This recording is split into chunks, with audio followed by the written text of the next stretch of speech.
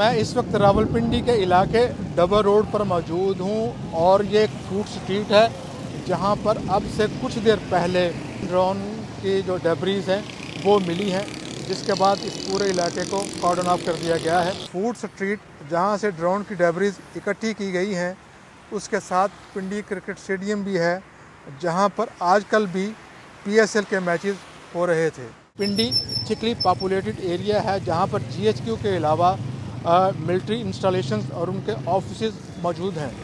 पाकिस्तानी फ़ौज के तर्जुमान ने दावा किया है कि इंडिया ने पाकिस्तान की फ़ज़ाई हदूद की ड्रोन्स के ज़रिए दोबारा खिलाफवर्जी की और सिंध से लेकर नॉर्दर्न पंजाब तक ये ड्रोन गिराए गए हैं। पाकिस्तान की जानिब से इंडिया पर ड्रोन्स के ज़रिए दरअंदाज़ी करने और इस दौरान मुतअद्दिद ड्रोन गिराने के दावे के बाद इंडिया ने कहा है कि यह कार्रवाई पाकिस्तान की बुध और जुमेरात की दरमियानी शब इंडियन तनसीबात को निशाना बनाने की कोशिश का जवाब था।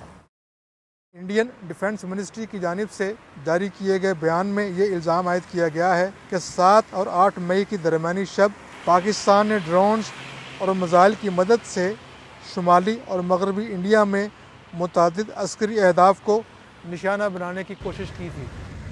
सवाल ये है कि ड्रोन कैसे किसी फ़ज़ाई हदूद में अनडिटेक्टेड दाखिल हो सकते हैं। तो इस बारे में हमने डिफेंस एक्सपर्ट से बात की तो उन्होंने बताया कि ड्रोन एक छोटी चीज़ है और एयर डिफेंस सिस्टम इसको मुश्किल से डिटेक्ट करता है।